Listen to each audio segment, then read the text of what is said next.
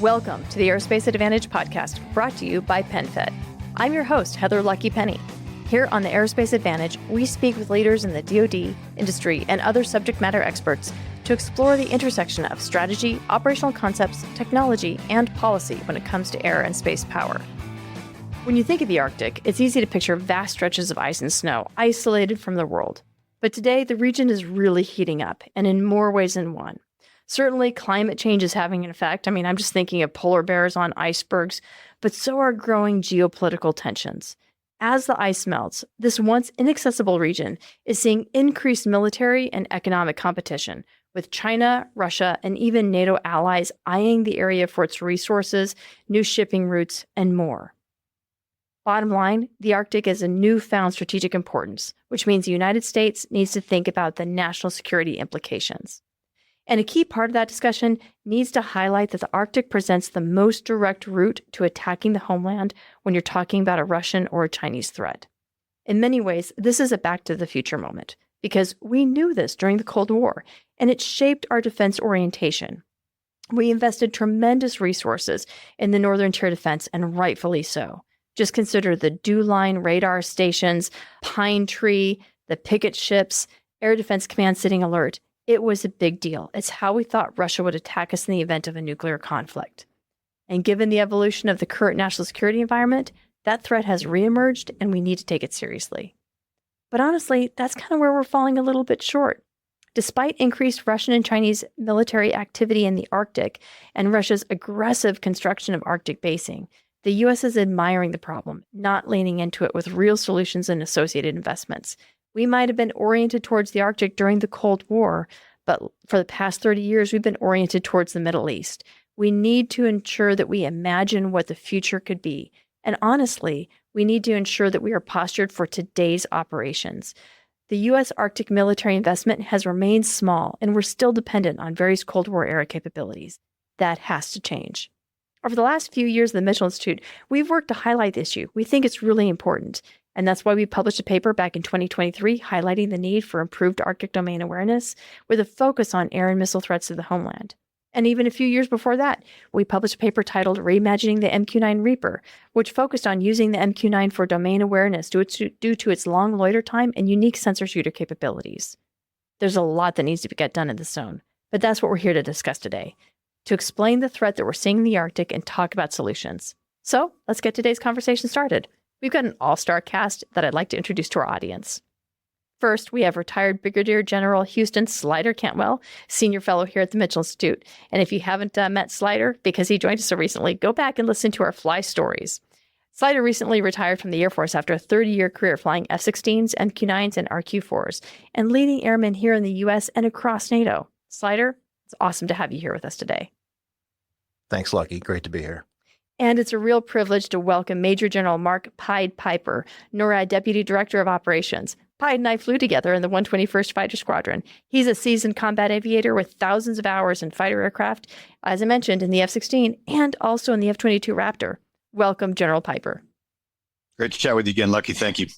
And also dialing in from Colorado, we have an officer of the Royal Canadian Air Force, NORAD Deputy Director for Strategy, Policy, and Plans, Brigadier General James Hawthorne. James, it's great to have you here today. Thanks, Lucky. Great opportunity to be here as well. Okay, so Houston, the Arctic has always been of strategic value. I talked about that in the intro, right? About how this has always been not only an area of great resource, but also has significant military and strategic implications. So how is climate change changing this picture for us? Yeah, thanks, Lucky. I think this is such a fantastic topic. And as we dig out of our first snowstorm in a couple of years here in D.C., I think it's timely. But in all seriousness, so important to our North American defense.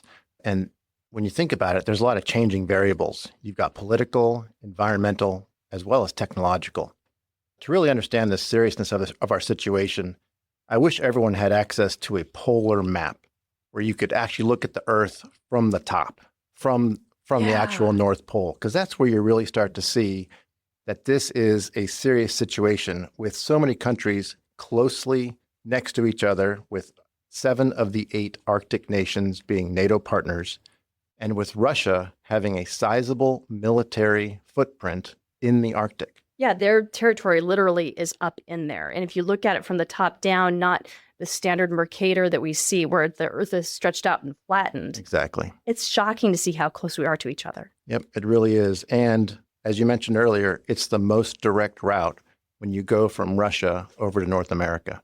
And that's why there was such emphasis on it during the Cold War. Yeah, we had the Dew Line, we had Pine Tree, we had all those picket ships.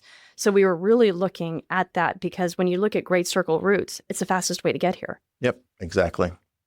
Now, environmentally, I want to make sure people understand that the Arctic is warming 2 to 3 times at the rate of the rest of the world, which is... Wait, 2 to 3 times? 2 to 3 times. That's shocking. And we've already seen some of the effects of that around the globe. Now, this is going to affect them economically because there's going to be access to fishing, rare earth minerals, fossil fuels, and as you'd expect, the shipping routes could potentially get much shorter. Now, the Arctic sea ice has decreased by about 75% since 1980, which I couldn't believe. And you're also seeing a reduction in the permafrost. And this reduction in the sea ice is going to allow access to an estimated 13% of our untapped global oil supply, 13% of the global, Wow. and 30% of the untapped natural gas supply. I mean, these are tremendous natural resources.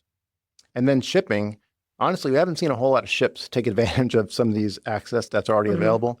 And there's a couple reasons for that. One is the Northeast Passage, only accessible for 2 to 3 months a year currently. And with the Russian aggression in Ukraine, several ships are reticent to just sail along the Russian coast while this is going on. Understandably so. Totally understandable. But we are looking at potentially ice-free summers by the latter half of this century. Wow.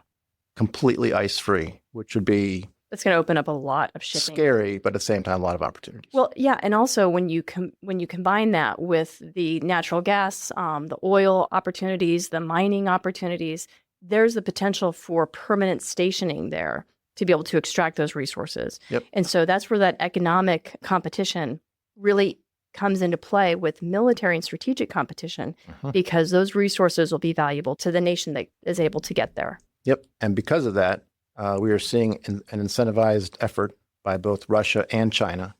Already, they've increased their military, economic, and scientific activities up there in the north. So I think we can't understate how important it is up there right now. Well, especially because those two nations have pretty much a lock on a lot of those types of resources today. I mean, just think about the rare earth minerals in China. So if they were able to seize and dominate the Arctic region, that would have serious implications for us. For sure. So, generals, any additional thoughts from NORAD regarding where this stands and how we should be thinking about this? So I think you brought up 2 points here. One is just the importance of the Arctic, and the other is just understanding the Arctic.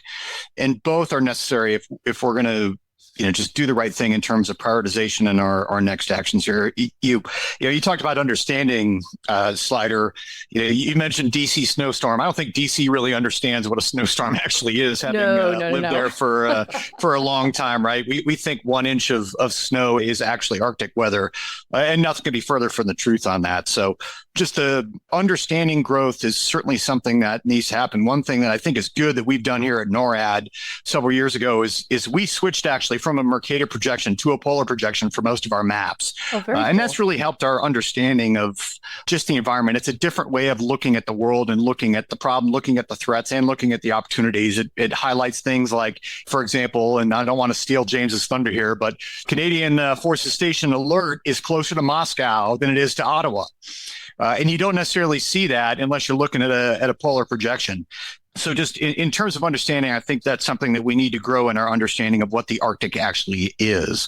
And then you mentioned the importance of the Arctic for multiple reasons. It's obviously a source of competition, and that is going to only grow in importance for economic. And there's very few places where economic competition doesn't have some overlaying of military competition as well. So whether or not, and I'll let James talk to what's mentioned about I think it's the fundamental priority of the Arctic and the Canadian strategy, but just from the U.S. perspective, we have a national Arctic strategy that looks at the importance of the Arctic being peaceful, stable, prosperous, and cooperative. We want to ensure continued things like freedom of navigation, rule of law. So there's some big high-level concepts that are important there from a kind of a grand strategy from, the North American perspective, but from a military perspective, specifically as it relates to NDS priorities of deterring aggression, defending the homeland, and strategic deterrence, right? We need to be present. We need to be there as North America, as the United States, as Canada, as Arctic free world nations to ensure our presence, to ensure we can monitor and respond, to deter that aggression. From a homeland defense standpoint, as you mentioned, it's potential axis of attack for North America. That is always something that's on our mind, always has been and always will be. And then if you just look at our increased ability to operate in the Arctic, whether or not it's our detection capability or our presence or just our ability to, say, operate in the air domain in the Arctic, that will only increase the credibility and capability of our strategic deterrence. So everything we're doing in the Arctic aligns with, I think, our strategic priorities, certainly from the United States standpoint. And I think I can hand it over to James to talk to Canadian focus on no longer relying on three oceans as the primary strategic deterrent for the defense of Canada. Absolutely. Thanks, Biden. You brought up a great fact there. That distance from alert to Moscow is closer than alert to Ottawa. And the distance is actually 2,700 miles, 2,700 miles from CFS alert to Ottawa. So that's an incredible distance. That's basically the distance across our two countries. So from East Coast to West Coast. So just to picture that. Another fact to picture as well is that 90% of the Canadian population lives within 100 miles of the US-Canada border. So just think of that vast northern Arctic piece that has very little population and that we really have to maintain our sovereignty over that. Canada, and working with NORAD and the United States, has to maintain sovereignty over it. It's quite difficult. So we really need to ensure that the Canadian Armed Forces and NORAD has greater presence, greater reach, greater mobility, and greater responsiveness in the north. And we're working towards that day in and day out. So Canada committed to NORAD modernization in 2022. A significant amount in Canadian funds, 38.6 billion. So that's really to get into that piece of looking after our north, looking after the Arctic, and working with our allies and partners to ensure that occurs day in and day out.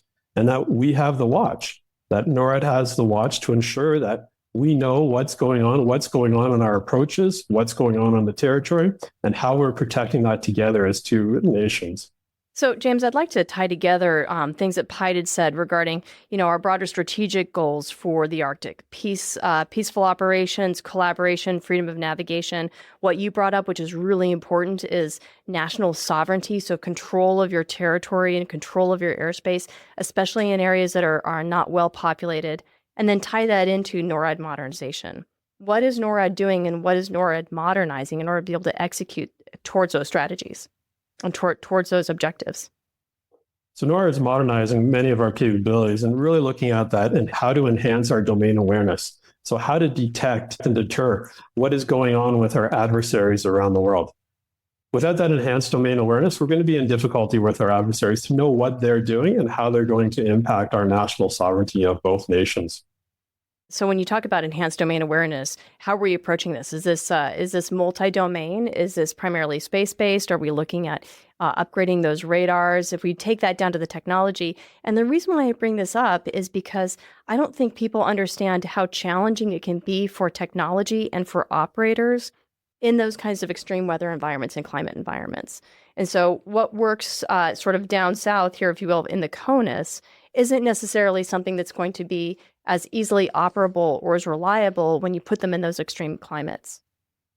Absolutely. In those extreme cold climates, it's very difficult for our modern technology to function. We've had difficulties in the past, and I'm sure we'll have difficulties in the future. But that's why we need to have that presence on the ground to test those technologies and ensure that they will work in that cold environment, that harsh environment. Minus 40 degrees Celsius or minus 40 degrees Fahrenheit is harsh no matter where you are. So we are, for that domain awareness, we're looking at radar technology. We're looking at satellite technology, networking satellite technology together with the radars to give us that enhanced domain awareness to track what our adversaries are doing. In some ways, history repeats itself. I'd say that, you go back, say, 30 years, right? The military, at least the U.S. military, we operated in a desert environment by exception, not by default. And then it became our default. And I think we need to think about the Arctic in the same way, where that can't be the exception. We need our forces to be able to operate in the Arctic by default, not by exception. And, it's one thing to operate at, say Elmendorf in Anchorage at 61, 62 degrees latitude. And I'm not saying that's simple. That's challenging problem in and of itself, but that's different than operating at 82 degrees latitude up at Alert or in Patuxent in Greenland. Those are different environments. We need to be thinking more about how to do that as a default capability of the military. Yeah, and Lucky, if it's okay, I'd like to dig a little bit into the gaps and seams that may exist with domain awareness, because I think it's such an important part of this conversation. If I'm not mistaken, General Gio called this his key priority, and that is to improve domain awareness in the approaches to North America. So it's certainly on the radar, on his radar, and I'm sure it's on you gentlemen as well for your radars. I want to focus on three main areas, though: sensing, space, and then information sharing. We mentioned the ground-based sensor system, the Northern Warning System. This thing was designed actually decades ago, and it's our, quote, Arctic fence line, goes to the U.S. and Canada, but it was designed for threats of the Cold War. And these were high-altitude, non-maneuvering threats, if you will, and it's really unable to detect many of the current threats. You look at cruise missiles, low-altitude drones. These weapons can be launched from the sea, from submarines, from aircraft, or from the land. And if you're tracking what's going on in Ukraine, Russia tends to use these weapons often. And so if, God forbid, we ever did get into shooting war with them, it wouldn't be surprising that they would try to use these weapons against our homeland.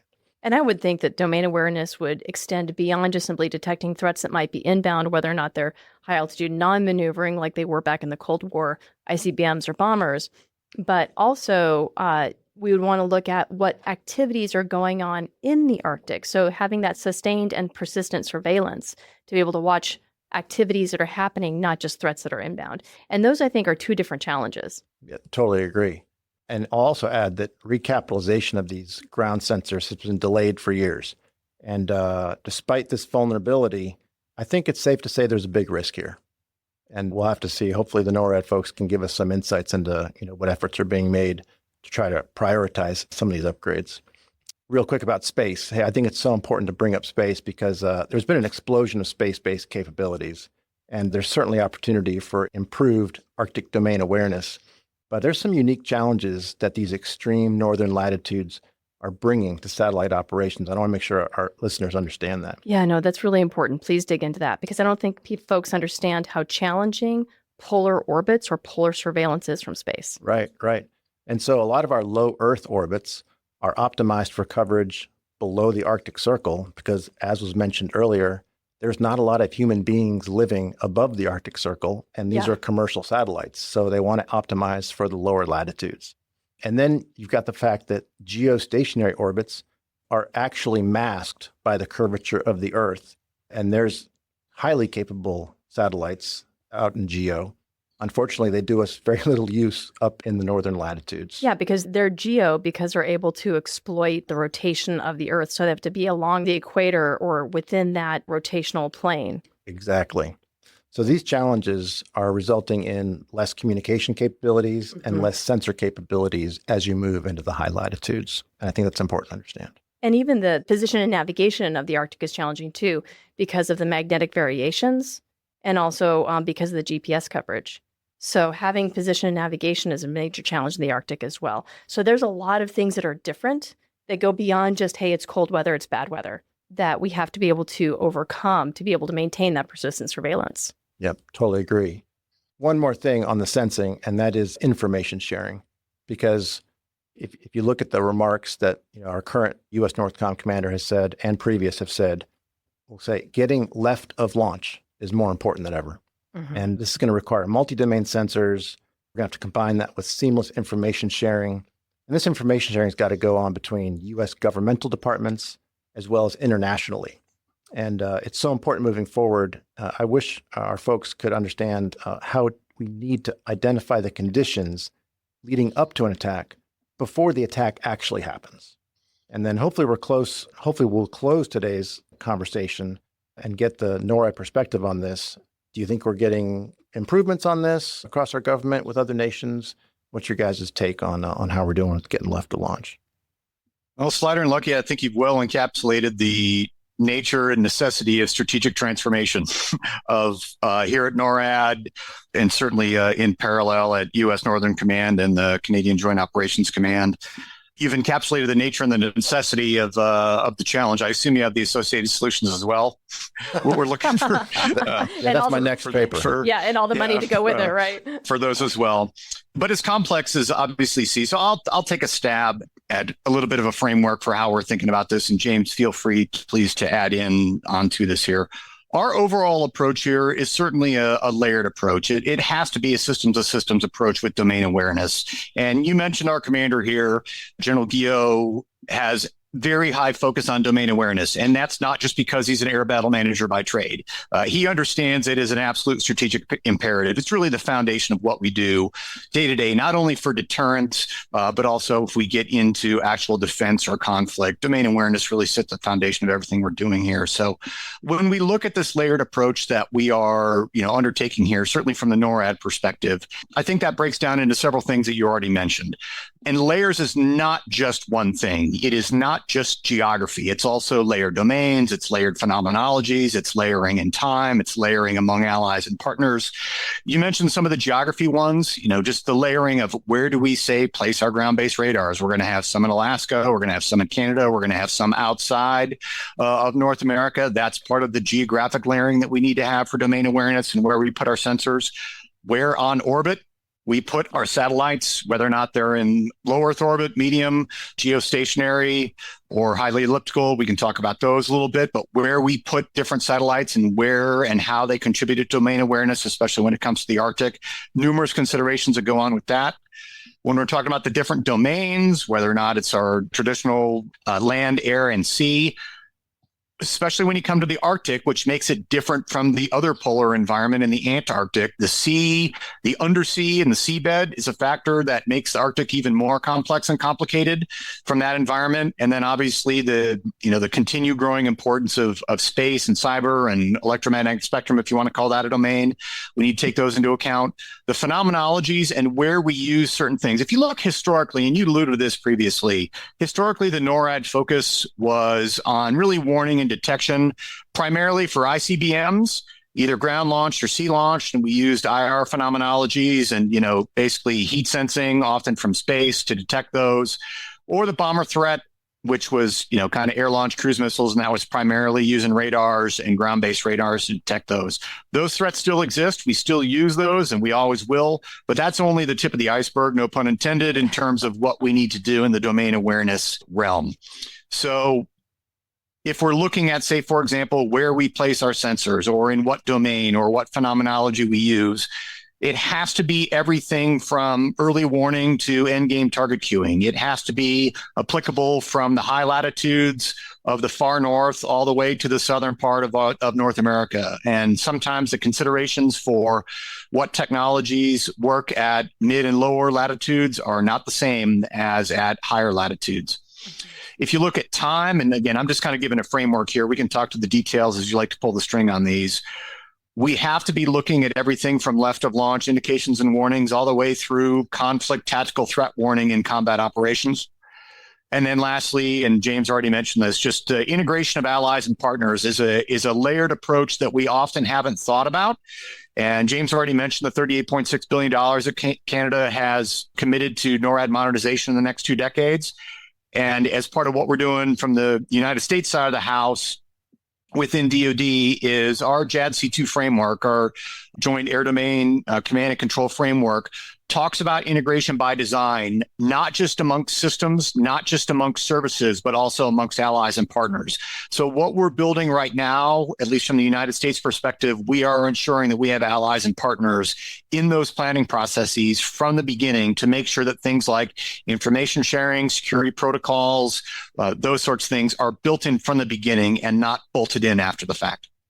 No, that's absolutely huge, because if you don't get the policy right, the technology isn't going to function.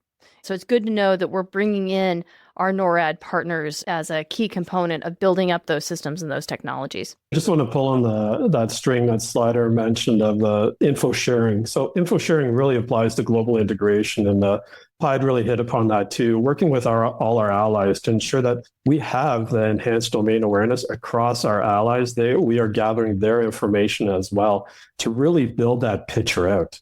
And what does that picture create? That creates information advantage. When everything's not siloed and we've brought it all together in global integration, we now have information advantage to really understand what that left of launch is.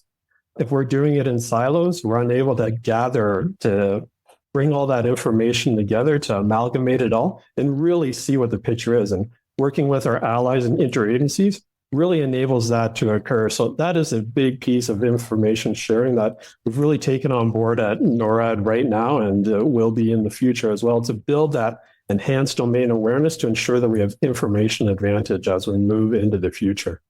Another piece, Pied hit upon it, so detect and defend. We've now transferred to deter, detect, defend, defeat. And that is huge coming from a NORAD and US Northcom as well to make that transition.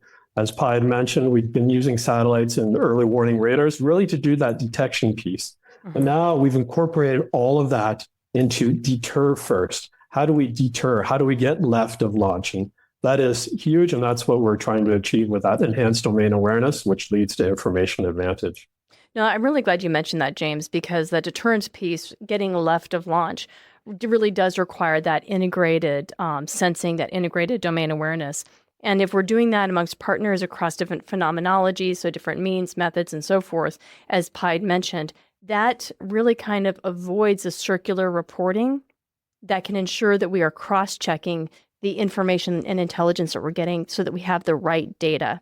PenFed checking and savings accounts are here for all your adventures. From do you take this man to be your husband? I do. To he has your eyes. He's perfect. Learn more at penfed.org. Federally insured by NCUA.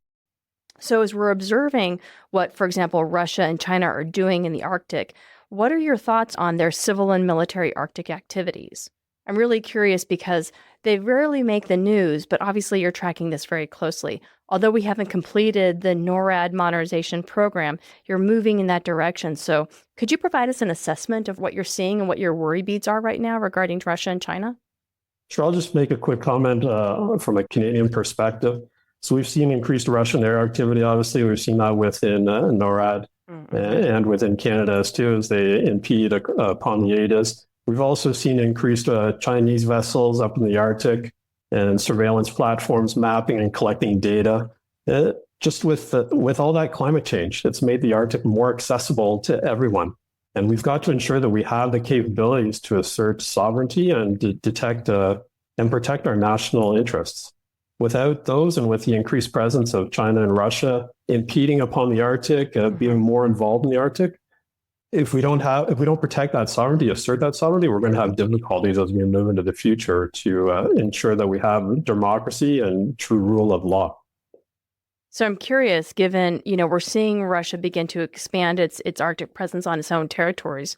We previously saw China building up brand new islands and territory in the South China Sea on those coral reefs, right? So they're trying to expand their territory through building up and establishing basing on coral reefs down the South China Sea. Are we seeing anything similar in the Arctic region? Because I remember when China first began to go up there, we're like, wow, where did they get this interest?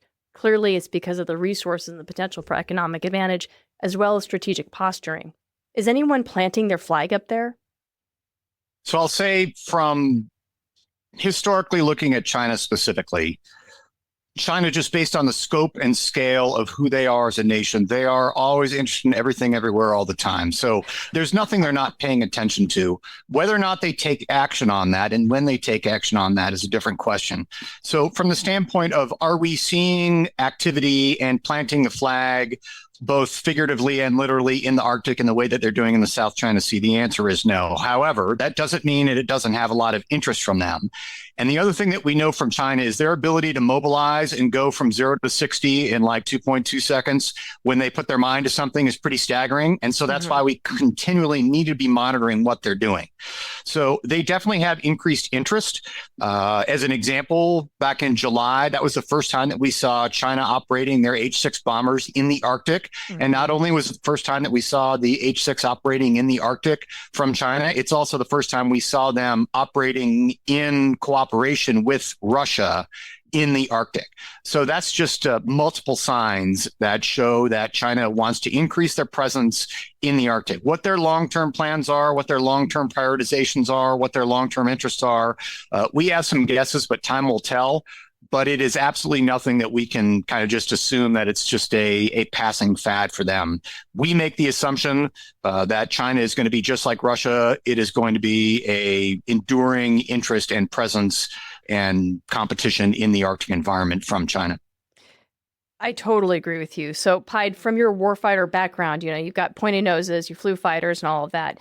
I'm curious how you take off your NORAD cap and then put on your flight cap, if you will, regarding a warfighter perspective operating within the region.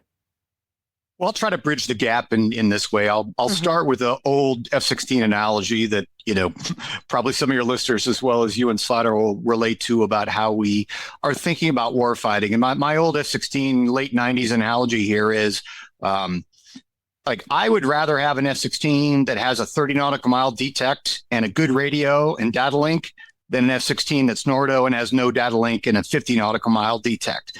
We want to make sure that, of course, we want to have, detection range and things like that.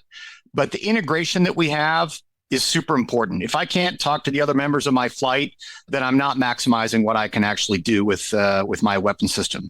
And that's just kind of the radio portion of this, the communication portion of this. I mentioned the data link analogy in terms of that's the automation piece of this. So for things that we are doing from the NORAD headquarters perspective, we have to not only have kind of the strategic geopolitical view of this, we also have to think about what are we doing to ensure the warfighters have the tools that they need to accomplish the mission at the operational and tactical level. So for example, our movement right now towards cloud-based command and control system, right? The weapon system that we're moving towards at our air defense sectors in our NORAD regions. That is going to be integrated by design. That is going to be making sure that that system is plugged in with a lot of machine-to-machine connections and that we get the right information, the right person at the right time, that it's useful for people at headquarters as well as down at the tactical level. And we're not just doing that across echelons of command.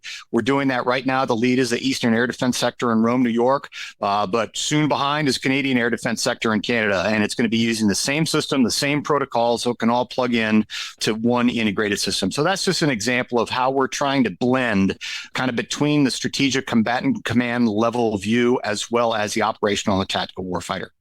I just want to feed upon that. So we talked about the Russian Bear and the PRC H-6 coming into the Alaska, it is this past summer. But the piece we didn't talk about was the integration that occurred with NORAD.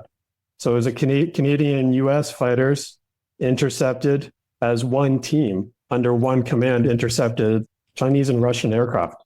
So yes, China and Russia were able to coordinate, were able to deconflict operating in the Arctic, but they weren't really able to do what Canada and the US can do with true integration with our advanced data link and having that one united command team for the two countries.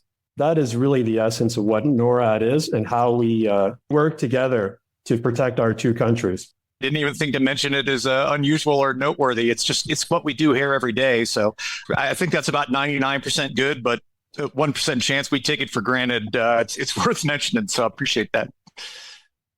No, that's fantastic, because there is a difference between flying near each other like China and Russia did, still a very important signal from them, versus having really integrated capabilities. And thank you for tying together sort of the broader vision of having that domain awareness and how we then connect that down to the shooter. Because you mentioned deterring, detecting, but then the defending the defeat part is where the rubber meets the road. All right, so Slider, I'd like to bring you back in here because you got a lot of experience flying high altitude, long endurance RPAs around Europe, right? So what opportunities exist to incorporate these kinds of technologies into our early warning networks and actually also closing the kill chains if we need to? I'm kind of bringing this up because, as I mentioned in the opening, we've done some papers on how RPAs can contribute to having this kind of deterrence and detection and even defeating capabilities. So I'd like to have your perspective regarding how RPAs might be relevant here, right? Because it's just an additional part of that layer regarding situational awareness, domain awareness, as well as closing that kill chain. Yeah, it certainly is. And as you can imagine, this topic excites me the most because it brings a lot of my worlds together. Sound a little bit more excited then. It does. And but I think it's critical to what both Pied and James brought up in terms of the system of systems and the layered defense that NORAD's looking at. I think that these systems, these aircraft, can provide a key piece to those layers. When you look at the MQ-9, the RQ-4, these aircraft can stay airborne for 24 to 30 hours. They fly at altitudes between 30 to 60,000 feet, and they have the ability to carry distinct pods on their wings. Our industry partners can design pods that are specifically aimed at whether it's ground-moving target indicator or whether it's something airborne. We can work with industry to come up with pods that help us get at specific challenges that we're facing. Now, last year, actually, a lot of people didn't hear about this, but the NATO Global Hawks, they actually began operating in the high north, and they did a mission over the Norway, Sweden, Finland area. Really? Which didn't make a lot of press, but I think it's important to bring up because of some of the challenges we talked about earlier with some of the satellite communications. They were able to overcome some of those and still operate in the high latitudes. So I think that's important. But more generally, I think these weapon systems are starting to integrate some new technological capabilities, again, working with our industry partners, where our MQ-9s and RQ-4s used to rely specifically on geostationary communications links. They're actually starting to tap into the proliferated LEO. So some of the Starlink, whether it's the commercial Starlink. More of a mesh network type of approach using those LEO constellations for control. Exactly. And these aircraft are becoming basically IP addresses on these networks, and they're starting to do the command and control through these networks. So as these proliferated LEO architectures become more proliferated, we're going to see a lot more opportunity. And I think the future is bright for some of these capabilities moving forward. Thinking about some of the technical details or operational details that those RPAs might face. I mean, one of the good news about operating in the polar north is, unlike the equatorial regions where you get these massive thunderstorms and the weather can go really high, the tropopause is much lower. So we can get to altitudes without having to worry about the same kind of weather. But still, we have to be concerned about icing, as well as the bases it will take off from. You're exactly right. Pied mentioned earlier, it's one thing to operate at latitudes of 60, but once you go up to 70 to 80, it becomes almost untenable. So, Pied, James, what are your thoughts on layering in this piece? I mean, I know it's something that we care about here because we see tremendous opportunity. Are you having the same perspective, or the other challenges that we're not looking at? When we look at technology change, as well as the unique environment of the Arctic, I think that brings both threats, challenges, as well as opportunities. So when we look at the technology opportunities that are available, we know that there is going to be no panacea, no silver bullet to Arctic anything, whether or not it's Arctic domain awareness or take a pick. There is no panacea when it comes to that. Yeah.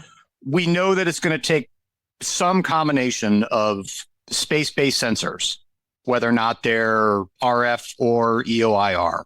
It's going to take ground-based sensors, probably RF primarily, but not exclusively. We're going to still be operating in the air domain probably forever. And whether or not that's the current E3 or the potential for a future wedge-tail, whether or not we're talking about any type of drone technology that may be there, high-altitude balloon technology, all those things can come into bear here. And I think the piece that we want to ensure that we're doing as a combatant command is not just what combatant commands traditionally do, which is to focus just on the requirement and just on the capability. We also need to be honest and empathetic about how feasible is this from the standpoint of affordability. Yes, I know it's not really the role of a combatant command to talk about the budget. Our focus should be on operational requirements. But I know General Guillot is interested. He speaks of hey, how do we do the right amount of just-in-case forces as well as the amount of just-in-time forces? How do we ensure that what we're doing is not only the right thing to do now, but it's sustainable? And so when we're trying to think about this in terms of time, we have to be looking at, someone can sit here and say, well, an MQ-9 can't provide the same level of sensor and persistence that, say a satellite in highly elliptical orbit could over the Arctic region. Well, yeah, but it may be able to do it for 1/100th of the cost. And what is the trade-off for that? How do we blend that sort of thing? And what gives me optimism on this is we're not just thinking about this in a stovepipe. We're continually talking with, for example, Spacecom and the Space Force and the Department of the Air Force and Canadian CJOC and their strategic staff about where are our investments? How are we thinking about what we're going to be doing, not just tomorrow, but 2 to 5 to 10 years from now? Where are our investments being right now? It is taking some ruthless prioritization. Nobody is getting everything that they want right now. But I think we're having an open and honest dialogue in a way that I've never seen before. And I've been watching the 8 World and been involved in it off and on for more than a decade. So that gives me some optimism that we're having the tough conversations now. Okay, gentlemen, so we've talked a lot about the need for this layered domain awareness, which is going to be multi-phenomenology and across different partners and so forth, and sharing information. This NORAD modernization is part of that. And when we think about how we do that today, it's a very linear, disciplined, bureaucratic process that goes through JSIDS. What are our requirements? What are the technologies that we need? We do the analysis of alternatives and so forth. And it takes a long time to make that happen. So not only is it time intensive, but then it's fairly stovepiped. We're seeing movements within the DoD to move more towards family of systems, which has its benefits, right? Because you have interactions, you've got architectures, they're mutually supporting, but also you have to buy the entire family of systems if you want to achieve the ultimate capability. But this isn't the only way that we can address modernization, right? I mean, I think it also, what you're really alluding to is a different mindset of how we approach NORAD's mission of Homeland Defense. It is. It's great to be integrated in technology, and that's certainly one of our big priorities here at NORAD.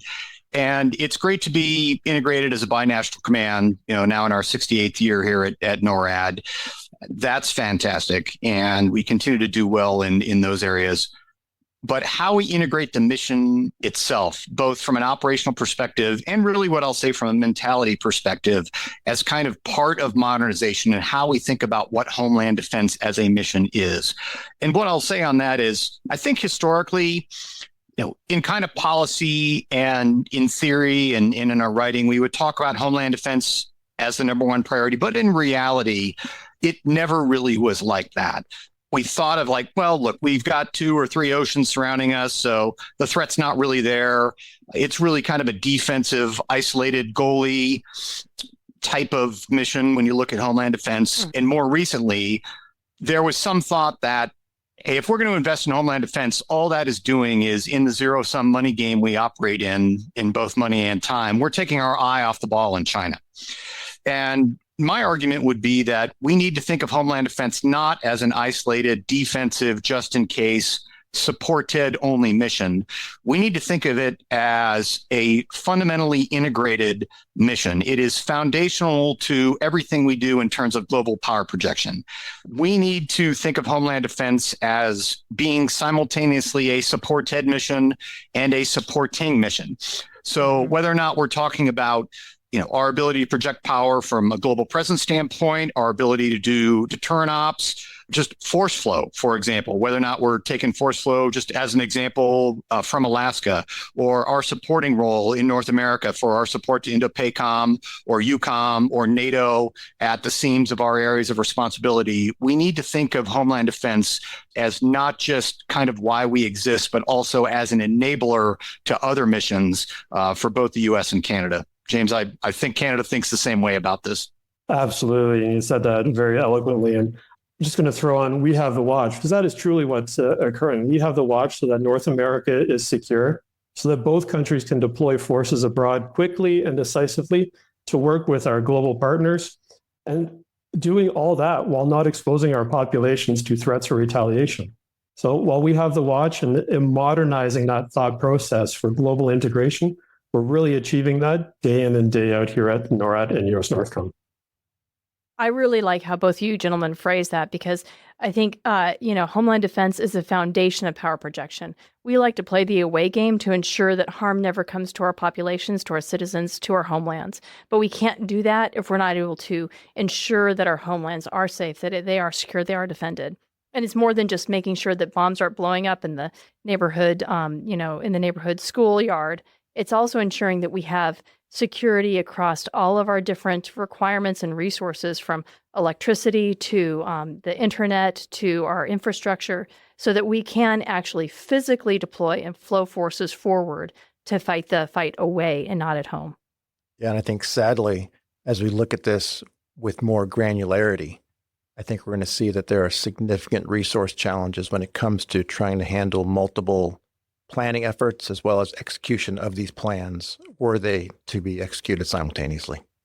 And that also gets to force sizing slider. So I will make the statement that I do not believe that our military, and certainly not our Air Force, is force sized to be able to do the holdback necessary to defend the homeland, as well as flow forces forward to power project. Yeah, couldn't agree more. So, gentlemen, as we close this podcast, I think it's really important to note that although we're focused on the future and what NORAD needs to modernize into, your vision for the future, how you're sort of changing your posture, your positioning, and the way you're thinking about the mission set and the integration across the broader strategic requirements for both Canada and the United States, that this is a mission that you've never dropped, right? I mean, so we're looking towards the future, but you continue to stand the watch today. And although we're looking at China and Russia and thinking that they might be distracted by their activities, whether or not that's a focus on Taiwan, and China's focus on what they're doing within their own national economy, Russia and Ukraine as well, that they are continuing to be assertive and aggressive within the Arctic. Exactly. There, I think, is a little bit of a misperception that, say Russia is preoccupied in Ukraine, as you mentioned, as one example. And while it is true in terms of, from the NORAD perspective, a lot of what we pay attention to is their long-range aviation program, there was a short-lived dip in their out-of-area strategic deterrent patrols at the beginning of the Ukraine conflict, but they're rapidly back to the historic levels, which is where they sit today. And I think, our job here at NORAD is to, just assume that they're always going to be engaging in that activity. And a short-term lull in their frequency of, say, air defense identification zone penetrations is not going to last long. And that's what we saw here. So, just for example, like this past July, this past September, this past December, where they've done ATIS penetrations, we were there, we monitored it, we detected it, we responded to it. We will not want to give any indications that we're not continuing to pay attention to this.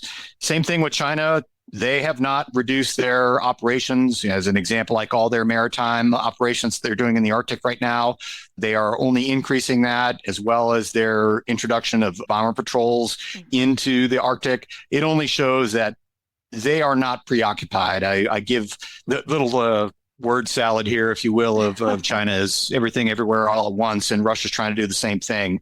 We need to be prepared for that, which goes back to our focus in NORAD, is we have to be integrated globally because our adversaries are also integrated globally. And I think a piece that we always forget in the big picture of what NORAD is, while Russia and China are doing their piece and slowly being able to coordinate activities together, I think we really have to remember that NORAD is that binational single command that has two countries fully integrated and coordinated, working day in and day out together to protect the homelands. And that enables both nations to project our forces to keep our homeland safe. Yeah, and we've talked about it before. I think you two probably take it for granted because you're living this every day. But for those of us that are not inside NORAD, I think it's really impressive and needs to be emphasized how seamless and integrated those operations are. So whether or not that's a Canadian controller using a Canadian radar, controlling U.S. fighters, or any other Lego mix and match you will, we're operating seamlessly as one. And I think that just goes to show how strong NORAD is and what the potential is. And again, that you are doing this on an everyday basis, even as we need to transform and grow into the future. Yeah, I agree. I think that in a good way, we've gone beyond seamless. It's almost invisible to a certain extent, because oftentimes when we're working with allies and partners, there's okay, this is our lane, this is your lane, and it's deconflicted, but it's not Like I've just given an example here in our Joint Operations Center on the watch floor. I can walk in as a senior assessor, and one day the command center director is Canadian, the next day it's American, and it doesn't matter. We don't do it as, I'd say probably 95% of the things that we do here in Colorado Springs are not country specific. It is, hey, you're qualified to do the mission, and it really doesn't matter what your nationality is. I think it's almost beyond integration. It's really invisible most of the time, and that's to our benefit. Well, I think you guys stand as a role model for how we need to do joint and coalition operations around the rest of the world. You seem to have mastered it here within NORAD, and we need to be able to export that towards other operations. Thank you. 68 years of practice helps. So. There you go. Sure does. Well, Pat, I can tell you that from my experience over at NATO, there are some tremendous examples of this same type of interoperability and ability to work together, where it's just plug and play, whether it's at the tactical level where I was at with the RQ4s, or at the operational level at the AOCs. There's some tremendous work going on at NATO, and they don't get the recognition that they need as often as it should. And I think that this is something that'll be a crucial asymmetric advantage against Russia or China because of how close we are with our partners, whether or not that's here within NORAD or in NATO, because that gives us a genuine force multiplier when we're facing off against those adversaries. Yeah, if we have less experienced folks listening to this podcast, maybe in the military in their careers, I think most senior leaders understand this. In fact, I think they all do. But when I was a junior officer, I often looked at what can our allies and partners not do? And I completely misunderstood how much they could do that we can't do for multiple things. And the more we think about what allies and partners are able to do, we just get better at what we're doing from the tactical level all the way up to geopolitical strategy and policy. All right. Well, gentlemen, thank you again so much for joining us today. You've certainly made the case and I think done a fantastic job of educating our audience regarding NORAD and the critical mission of defending the Arctic and defending the homeland. So thanks again, and hopefully we'll get to chat with you again soon. Thanks, Lucky. Really appreciate the opportunity. Thanks, Lucky. Thanks, Slider. We appreciate the opportunity. Thanks, Lucky, and Slider. It's been a pleasure. With that, I'd like to extend a big thank you to our guests for joining in today's discussion. I'd also like to extend a big thank you to you, our listeners, for your continued support and for tuning into today's show. If you like what you heard today, don't forget to hit that like button and follow or subscribe to the Aerospace Advantage. You can also leave a comment to let us know what you think about our show or areas you would like us to explore further. As always, you can join in on the conversation by following the Mitchell Institute on Twitter, Instagram, Facebook, or LinkedIn, and you can always find us at mitchellaerospacepower.org. Thanks again for joining us, and have a great aerospace power kind of day. See you next time.